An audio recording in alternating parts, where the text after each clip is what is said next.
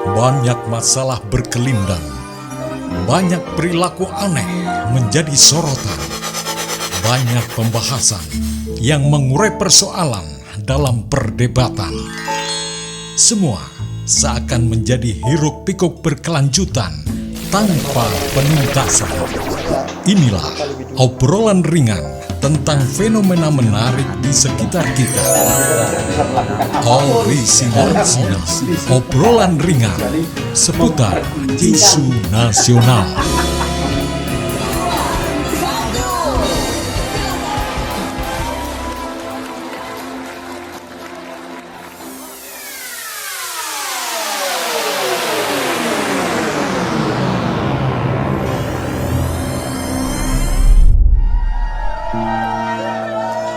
Dan tentunya saya akan menyampaikan beberapa hal. Teman-teman akan boleh berekspresi seperti apapun, bebas ekspresikan apa yang ingin kalian ekspresikan. Para pegiat seni ketika mengekspresikan apa yang menjadi ide atau pemikiran mereka lewat karya-karya, itu juga merupakan satu bentuk komunikasi dengan kalangan luas, dengan publik. Kalau karya dari para pegiat musik sampai di telinga konsumen, maka apa yang menjadi muatan atau pesan yang disampaikan tentu akan mendapat tanggapan. Yang mungkin sering menjual nama solidaritas hanya untuk keperluan pribadinya. Nah, dalam interaksi komunikasi inilah maka akan bisa kita lihat kalau misalkan pegiat seni itu dianggap dari kalangan bawah, apakah ungkapan mereka akan didengar dari kalangan di atas? Tapi yang jelas memang ketika dalam komunikasi memang ada kesetaraan, tentu mereka yang di kalangan atas juga harus mau belajar mendengar, kemudian mencernanya dengan kewajaran nalar.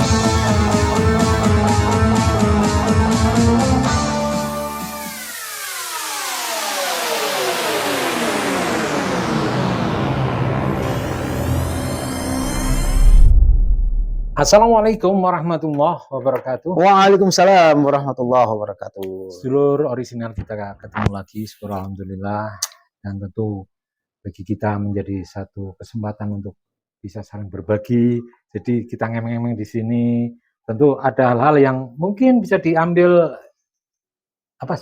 intisarinya yang walaupun sekecil apapun hikmahnya atau minimalnya ya kita berharap sih mendatangkan kemanfaatan. Oh iya, minimalnya ya, ada pemahaman, pencerahan gitu ya. Ya kalau kita memang ada masukan juga kita terima gitu ya. Ya. Bisa saran kritik lewat komentar gitu ya. Sekarang kita melihat bahwa ketika katakanlah ada satu pesan yang dibawa lewat media apapun, tentu kan ketika pesan itu sampai pada kita akan menarik satu kesimpulan, oh ini pesan ini bagus, wah ini apa istilahnya hoax, ini apa. Nah sekarang kita masih tentang Sukatani, itu kan minimalnya dari apa yang menjadi karya mereka itu merupakan ekspresi berupa pesan gitu kan ya.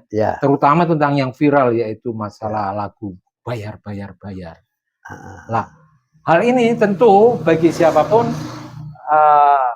ada satu pesan yang dibawa di mana bahwa hal-hal yang mungkin menjadi perilaku sementara pihak atau katakanlah oknum itu kan bisa jadi itu merugikan dan sangat tidak diharapkan gitu ya. Jadi gini, saya kira ini menarik gini.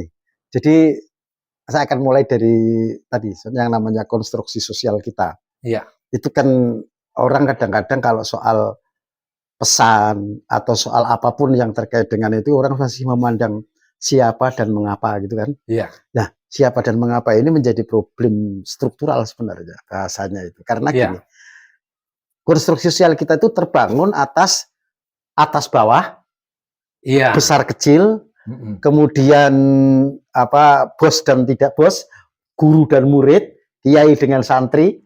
Nah, itu seolah-olah menjadikan satu konstruksi ketika ada orang yang berpendapat di tingkat bawahnya Iya. itu tidak dirasakan sebagai pendapat, gitu kan? Tidak Ah, dirasakan. Tetapi ketika orang yang bicara itu tingkat atas, katakan, wah ini saya pejabat ini ngomong, mereka harus didengarkan. Bahkan kadang-kadang ada orang yang marah itu ketika sedang berpidato tidak didengarkan, dia marah-marah karena merasa posisinya lebih tinggi. Nah, ini konstruksi sosial di kita, sistem komunikasi yang semacam itu sebenarnya kan tidak sehat. Karena ini tidak menunjukkan sebuah egalitarian di ya, masyarakat. kesetaraannya itu nggak ada. Kesetaraannya itu nggak ada. Iya. Nah, tadi ketika kita kaitkan dengan fenomena yang muncul di anu itu, yang menarik satu bahwa suara itu disuarakan oleh anak muda yang kebetulan dia pro dengan minimal segmennya adalah teman adik-adik itu anak-anak Kelompok punk kita yang itu. pang itu ya.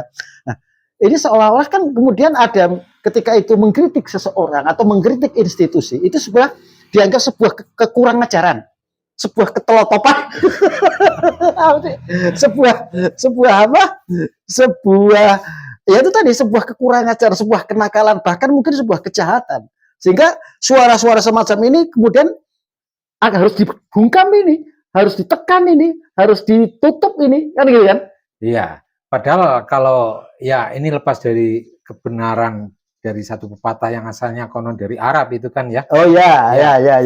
Dengan satu informasi tadi ya yang kita lihat harusnya apa yang menjadi isi informasi betul. itu, bukan dari siapa informasi itu ya. Ya itu. Oh ya sana Kak. Oke.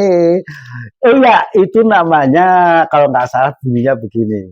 Ungdur makola bala tangdur mangkola. Ojo delok delokan apa omongane, ojo delok sapa sing ngomong. Kan seperti itu. Ya itu pas itu saya kira.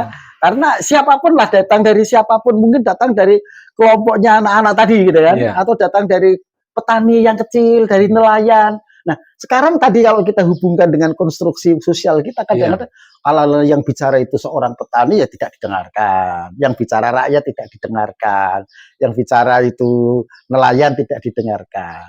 Nah, ini sebenarnya konstruksi yang tidak sehat. Iya. Maksudnya mendengarkan kalau memang yang terbangun itu komunikasi dua arah, timbal balik, itu kan akhirnya memang ketika kurang pas kan ada argumen yang disampaikan, sana berargumen, sini berargumen, itu ya gitu.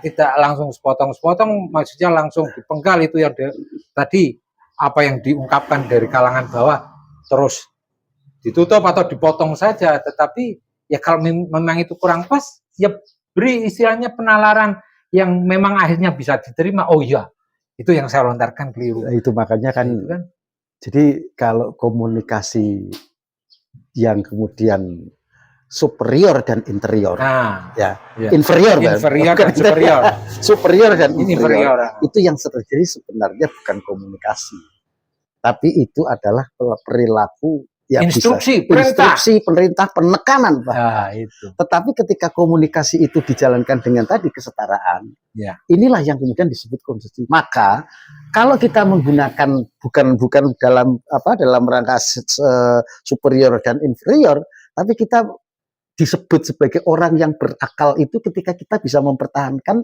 argumentasinya dalam hal komunikasi.